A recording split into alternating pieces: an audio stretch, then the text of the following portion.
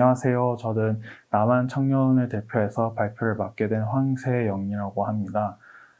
저는 현재 국내 대학에서 정치외교학과를 전공하고 있습니다. 제 성장 배경에 대해서 말씀드리면 저는 이제 일반 남한 청년들과는 다소 특이한 이력을 갖고 있다고 할 수 있는데요. 저는 비록 서울에서 출생을 했지만 이제 중국 상해에서 오랫동안 거주를 한 바가 있습니다. 그래서 대학 진학 전까지는 이제 초, 중, 고 모두 상해에서 마치고 대학 진학을 위해서 한국으로 귀국을 했습니다. 그래서 마음의 고향은 사실 상해이지만 이제 머리는 항상 이제 나의 조국, 한반도 문제에 대한 관심으로 가득 차 있다고 말할 수 있겠습니다. 그래서 대학 입학 후에는 이제 북한 또는 뭐 통일 문제 관련해서 여러 대외 활동들을 참가했고 또 그 속에서 같은 분야에 관심 있는 사람들을 많이 만날 기회가 있었습니다. 그래서 오늘 제 발표가 사실 모든 남한 출신 청년들의 생각을 다 대변할 수는 없겠지만 저의 주관적인 생각을 위주로 제가 그동안 공부하면서 또 활동들을 하면서 느꼈던 점, 또 깨달은 점들을 솔직하게 공유하고 싶습니다. 그래서 제 발표를 통해서 이렇게 생각하는 남한 청년도 있구나 정도로 들어주시면 감사하겠습니다.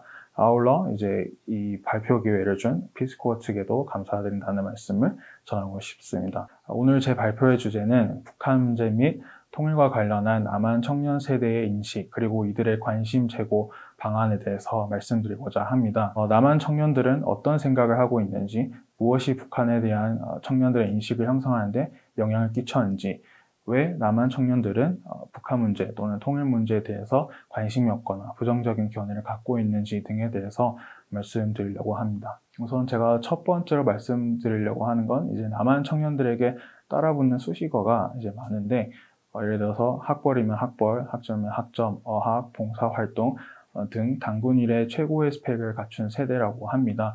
하지만 그렇다고 해서 이것이 취업이 100% 보장되는 것은 아니고 때문에 그만큼 사회에 첫 발을 내딛는 것조차 굉장히 힘든 환경에 처해 있습니다.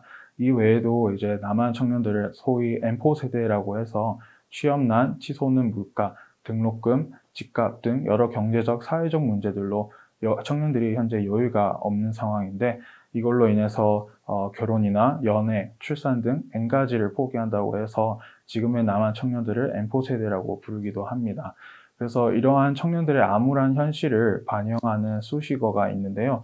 여기서 이 의미를 살펴보면 아실 수 있다시피 현재 남한 청년들은 이제 통일과 같은 거대한 담론에 대해서 관심을 가질 여유가 없는 것이 현실입니다. 제 주변의 친구들도 통일은 기회가 아니라 오히려 비용이나 부담으로 생각하는 친구들이 많은데요. 친구들은 이제 통일되면 사실 북한도 경제적으로 어려운 상황이기 때문에 통일된다면 남한이 굉장히 경제적으로 많이 부담을 해야 되는 것이 아니냐라는 얘기를 하기도 하고요. 또한 남한도 이전보다 지금 경제적으로 굉장히 어려운 상황이기 때문에 현재 통일을 논하는 것이 과연 적절한가 굉장히 시기상조다라는 얘기들을 많이 합니다. 두 번째로 제가 말씀드리고 싶은 것은 남한과 북한의 서로 다른 체제에서 비롯된 통합의 문제입니다. 이건 어떤 방식을 통일을 하느냐에 따라 달라질 수도 있는데요.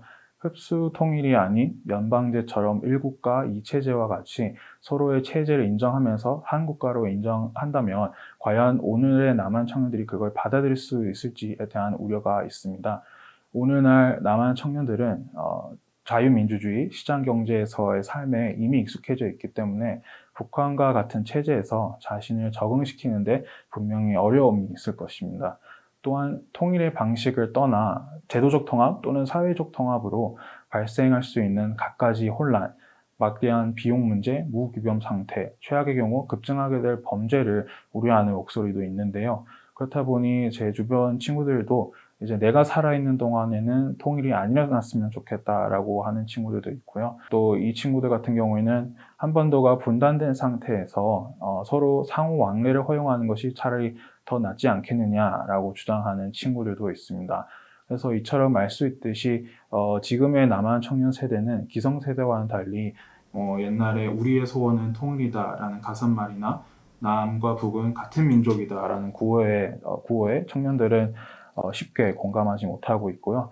또 민족주의적 통일의 당위성에는 더더욱 찬성하지 못하고 있는 상황입니다.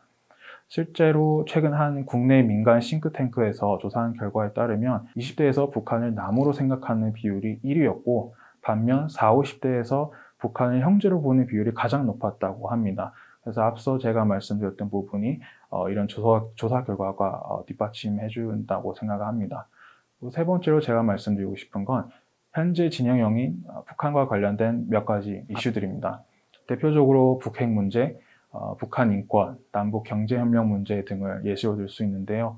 이런 문제들이 해결되는 속도에 따라 통일의 가능성을 예상하는 청년들이 있고 또 민감한 사안들이 북한에 대한 특정 인식을 갖는 데 영향을 주기도 합니다. 지금의 20대가 성장해왔던 1990년대부터 2020년까지 남북 간의 역사적인 순간들이 많았지만 이에 못지않게 일어나서는 안 될 사건들이 여러 차례 발생했던 것도 엄연한 사실입니다. 북한의 6차례 핵실험 이외에도 연평해전, 천안함 폭침 사건, 연평도 포격 사건, 비무장지대 목함지뢰 사건, 그리고 올 6월에 있었던 북한의 일방적인 남북 공동연락사무소 폭파까지 이 사건들 모두가 청년들의 북한에 대한 인식에 직간접적으로 영향을 끼쳤고 안보 불안 증폭, 또 분단 현실을 실감케 하는 사건이라고 할 수 있습니다. 이 사건들에 대한 소식을 접하면서 북한에 대한 지금의 남한 청년들의 인식이 굉장히 현실적으로 그리고 또 보수적으로 되었다고 생각하는데요. 특히 46명의 장병의 목숨을 앗아간 2010년 천안함 폭침 사건의 경우 많은 젊은 세대들의 뇌리에 강하게 박혀 있는 것 같습니다. 특히나 군복무를 필히 마쳐야 하는 20대 젊은 남성들 중심으로 이 사건으로 인해서 이제 북한에 대한 부정적인 인식이 굉장히 강해졌다고도 할 수가 있는데요. 천안함 폭침 사건의 피해자들이 모두 저희 동년배들이고 또 북한 당국의 진실한 사과가 없다는 점에서 북한에 대한 부정적인 인식을 형성하는데 영향을 끼친 주요 사건이라고 할 수 있겠습니다. 그래서 대화 분위기에도 불구하고 북한을 대화 파트너 내지는 신뢰할 수 있는 국가로 바라볼 수 있는지에 대해서 젊은 층 사이에서는 불신이 강하게 자리 잡고 있는 듯 합니다. 이외에도 북한의 참혹한 인권 실태, 김정은의 이복형 김정남 독살 사건은 북한을 야비하고 비인간적인 이미지의 국가로 인식하게 되는 또 사건이라고 할 수 있겠습니다. 그래서 마지막으로 지금 청년 세대가 가장 중요하게 여기는 가치관 중 하나인 공정성인데요. 이 공정성이 젊은 세대가 통일 문제에 대해서 또는 북한 문제에 대해서 인식을 형성하는 데 또 매우 중요한 요소라고 생각을 합니다. 청년 세대에서 특히 이 공정성에 민감한 이유는 무한 경쟁과 또 각자 도생 사회에서의 생존이라고 할 수 있겠는데요. 작은 차이가 자신의 생존과 탈락을 가르는 만큼 공정성은 반드시 지켜야 할 요소라는 것이 현재 남한 젊은 청년들 사이에서 공통적으로 인식하고 있는 부분입니다. 그래서 통일 문제 그리고 공정성과 연관이 있는 사례를 제가 생각을 해보았는데 가장 먼저 떠올랐던 것은 이제 2018년 평창 동계올림픽 때 논란이 됐었던 여자 아이스하키 남북 단일팀 구성입니다. 청년들이 이 당시 그 구상에 대해서 굉장히 부정적으로 또 분노했던 이유는 한반도의 평화라는 거대한 명분보다 선수 개개인에게 공정한 기회를 주는 것이 더 중요하다고 생각했기 때문입니다. 선수들은 4년마다 열리는 동계올림픽에서 단 한 경기라도 출전하기 위해 피와 땀을 흘리며 준비를 하는데 어떤 정치적인 이유로 자신의 노력이 헛되이 되고 또 희생돼야 된다는 점에서 많은 청년들이 아이스하키 선수들과 동일시하고 또 분노를 느꼈던 것 같습니다.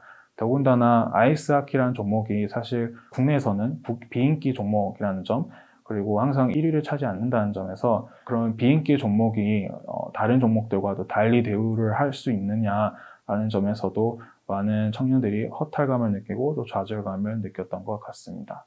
이 사례를 보면서 몇 가지 함의가 있다고 생각을 합니다. 우선 우리가 이제 어떠한 통일을 이루어야 되는지를 보여준 하나의 예고편이었다고 생각을 하는데요. 무언가를 급하게 준비하는 것보다 점진적이고 충분히 국민을 설득해야 하는 과정을 반드시 거쳐야 한다는 점을 지난 남북단일팀 구상에서 한 가지 교훈으로 얻을 수 있을 것 같고 따라서 어떤 정보이든 간에 남북 관계를 명분으로 앞세워서 권위주의적인 방식으로 이를 추진하는 것은 지양해야 되지 않을까라는 생각을 하게 됩니다. 또한 논란에서 알 수 있듯이 지금의 청년 세대는 평화 또는 통일보다는 공정성을 더 중요시 여긴다는 점에서 앞으로 통일 담론을 구상할 때 꼭 반드시 고려해봐야 할 요소가 아닐까라는 생각이 들고요. 그래서 요약하면 현재 남한 청년들은 국가의 큰 비전보다는 자신의 인생, 개인의 행복을 더 중요시 여기는 경향이 있습니다. 또 통일에 대한 관심이 아예 없거나 현실적인 이유들을 고려해서 통일을 반대하는 경우도 많고요. 결론을 말씀드리겠습니다. 그렇다면 지금 남한 청년들이 어떻게 하면 통일 문제에 대해서 관심 가질 수 있는지에 대한 방안에 대해서 제 개인적인 의견을 말씀드리겠습니다. 우선 저는 기존의 통일 담론을 바꿀 필요가 있다고 생각을 합니다. 기존의 민족주의와 통일 편익을 뛰어넘는 새로운 통일 담론이 필요하고요. 남과 북은 같은 민족이기 때문에 통일해야 한다는 논리는 더 이상 청년들 사이에서는 설득력이 없는 것 같습니다. 남과 북은 이미 분단된 지 70년이 넘었고 또 서로 다른 체제와 문화를 유지하고 있기 때문입니다. 그래서 통일 편익과 관련해서도 흔히 남한의 자본력과 기술력이 북한의 노동력과 결합되면 통일 한국은 세계 순위권 안에 드는 경제 선진국이 될 수 있을 것이다 라는 말들을 많이 하는데요. 이것 역시 설득력을 잃고 있다고 생각합니다. 앞서 언급했듯이 남한 청년들은 통일을 기회가 아닌 부담 또는 비용으로 인식하고 있기 때문인데요. 무엇보다 이 같은 담론의 문제점은 경제만 있고 사람의 통일이 결여되어 있다는 점입니다. 사람의 통일이 없다면 이제 과연 통일 한국은 남북한 국민이 서로 행복하게 살 수 있는 그런 땅이 될 수 있을까라는 의문점을 한 가지 제기할 수 있고, 또 경제적 가치만 계속 강조하며 살아온 사회의 끝이 사실 오늘날 한국 사회의 모습이라고도 할 수 있을 것 같습니다. 경제적 가치만을 추구했을 때 우리에게 남는 건 경쟁과 또 모든 것이 경제적 논리로 환원되었다는 것인데요. 이런 점에서 비추어 보았을 때 과연 언제 올지 모를 통일 한국도 제2의 헬조선으로 만들어야 하는지를 우리가 다시 곰곰이 생각해 볼 필요가 있다고 생각합니다. 그래서 새로운 통일 담론이 청년 사이에서 설득력을 얻기 위해서는 단순히 장밋빛 미래를 제시하는 것이 아니라 현실성이 있어야 한다고 생각을 합니다. 네, 마지막으로 두 번째는 이제 청년들의 관심사와 연결시켜서 진입장벽을 허무는 것이 중요하다고 생각하는데요.